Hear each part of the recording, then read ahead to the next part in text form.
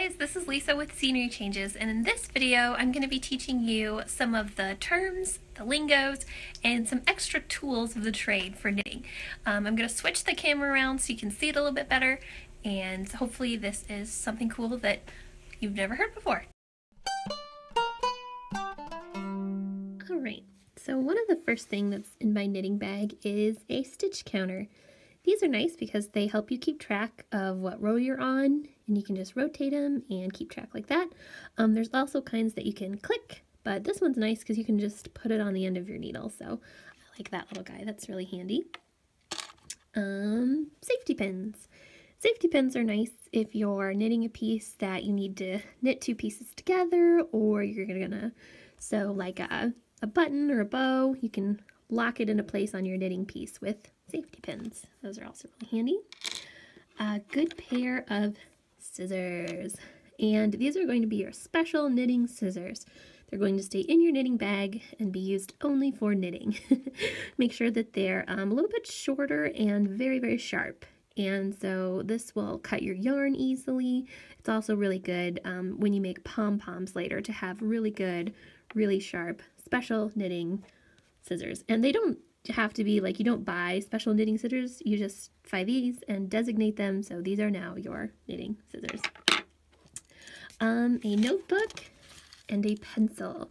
These are going to be handy to keep track of what row you're on. Yes, it's a frozen pencil because I'm awesome. And so especially when I was first learning how to knit, just even to remind myself, like, I'm knitting this row, scratch it off. I'm purling this row, scratch it off. Like, it helps you keep track of any special instructions that, you know, a regular knitting counter would do.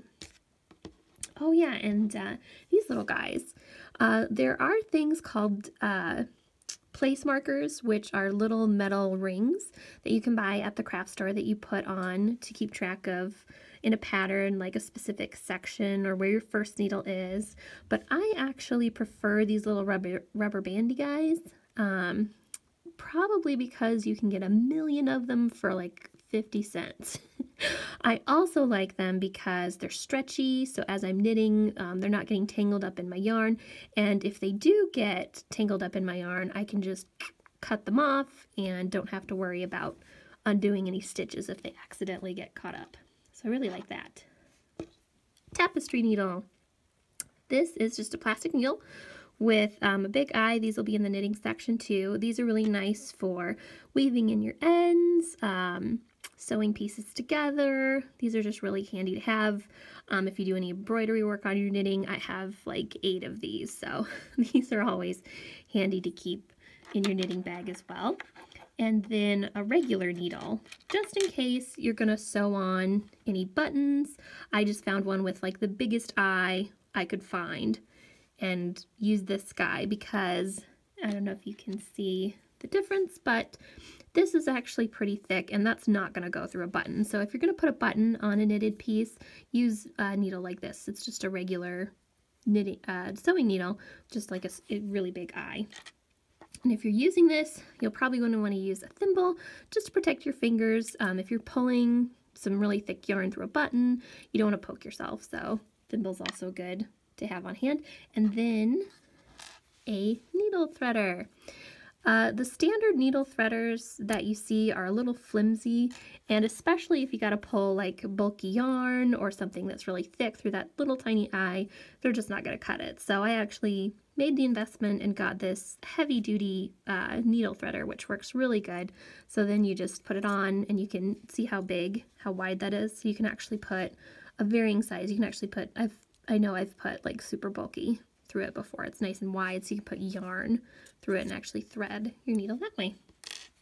So those are just some of the tools of the trade, and now let's talk about needles and yarn. All right, so needles and yarn. These are your standard knitting needles.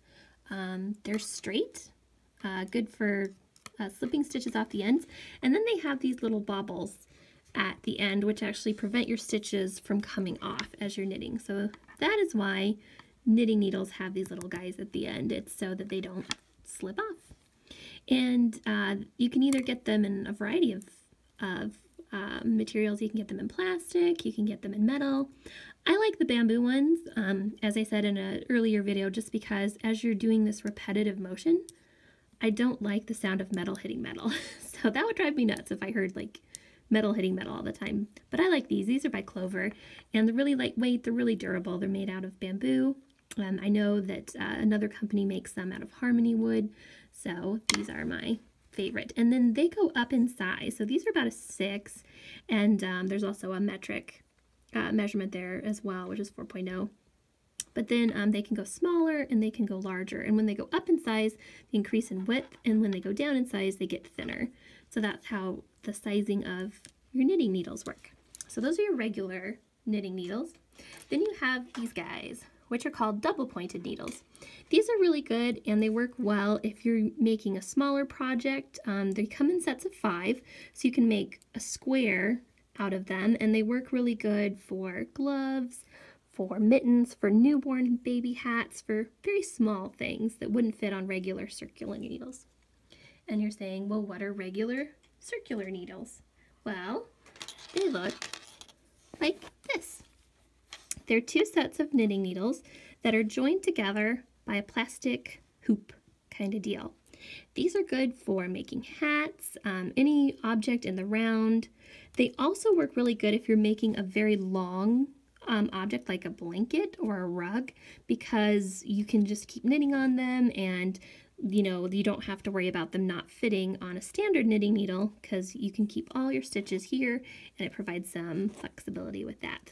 So that would be your regular, and I think these are like a 16-inch round circumference for these guys. They also come in larger and smaller. If you're going to make a blanket, you'll probably want like a 22-inch long size of knitting needles, just so you got plenty of room. And then if you're making something really small like a sock, you can use something like these guys, which I'm not quite sure how long these actually are, but you can see that the distance between the 2 needles is actually really small, so these would be good for making a pair of socks.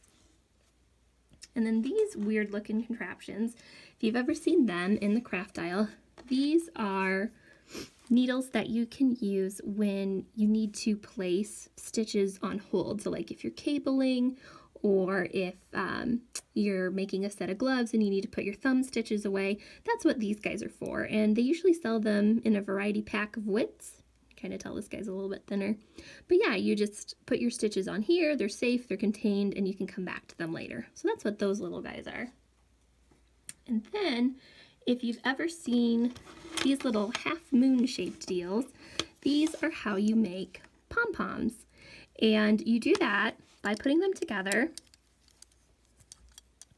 and then wrapping the yarn around and then cutting with a pair of scissors. So that's how these guys work. And they sell them in a variety of sizes. I just got a multi-pack. There's also pom-pom trees, which I would like to get someday, just because these guys can be a little bit cumbersome, but still the best way I've found so far to make pom-poms is to use these little guys. So that's what those are for. All right, let's talk about yarn. So the first type of yarn we're going to talk about is acrylic. And these are both acrylic yarns. The navy, as you can see, is a different weight, and that's how they'll refer to it in knitting. It's called the weight, which means the thinness or the thickness of your yarn. So the blue is a bulky weight. The pink is probably the most common weight. It's called worsted or fingering. I think some brands call it sport, but that's what it means. It means this very skinny, tightly woven, very standard size is your worsted weight or your fingering weight right here. And then it goes on up to bulky, which is this navy color, which is quite thick and a little bit more loosely bound than the pink, if you can see.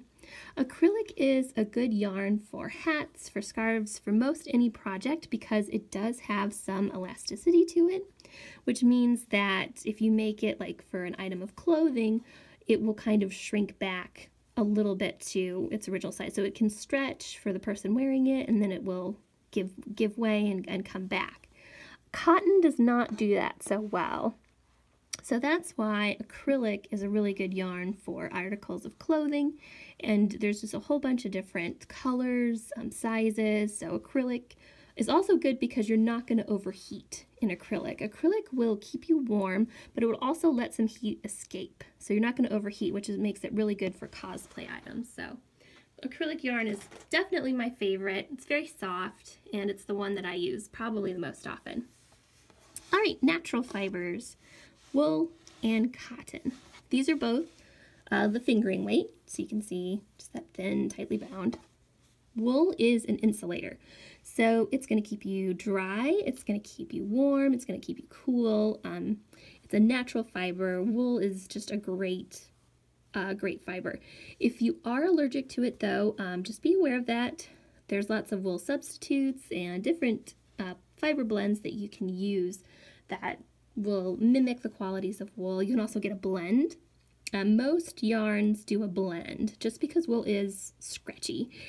Most yarns will have either like a 70-30, 80-20, 50-50. Most yarns nowadays will actually do a wool blend. It won't be 100% or straight wool, but you can get it if you are looking for that. They do sell that as well. All right, cotton yarn. This yarn is great for kitchen projects. I need to make this, it's kind of like a hot mess right now, but hopefully you can see. Cotton is another natural fiber. It's really good for sturdy objects, like if you're going to make a basket, kitchen rag, something that's going to be washed over and over again will be good in cotton. It's a little less fuzzy, but it's also less elastic. So it's not the best for articles of clothing, just because once you tend to stretch it, it tends to stay stretched. But I've made baskets with it, kitchen rags, kitchen towels, baby bibs, you know, just stuff that's gonna need to absorb water or get washed a lot. Cotton is really good for that, and it's very soft. And they're making more and more colors of cotton, which is exciting too. Note on cotton, since it is, I learned the hard way, since it is a natural fiber and it's not as smooth as acrylic, pay the extra buck, get the good cotton, don't get the cheap kind. I kid you not, I seriously had cramps in my fingers, and I've been knitting for over 20 years, and I had cramps in my fingers when I tried to work with cheap cotton, because it just, as you're looping it through your fingers, it pulls, and you have to work harder to feed it. So this is, I think it's called I Love This Cotton. They sell it at Hobby Lobby. I'm pretty sure they sell it at Michael's too. But it's very, very soft, it's very smooth, and it has saved the arthritis, probably prevented arthritis in my hands. So get the good cotton, little tip there. So there you go, guys. That was like a quick tutorial about different types of yarn, different types of needles, and some of the tools of the trade. I'll probably do another video that goes a little bit more in depth about some of that stuff, but that's definitely a good start. If you have any questions or anything, as always, leave it in the comments below. Please subscribe to our channel, favorite our Etsy store, and like our Facebook page. Send over a prayer request if you need someone to be looking out for you. We're all in this together, and we love you guys.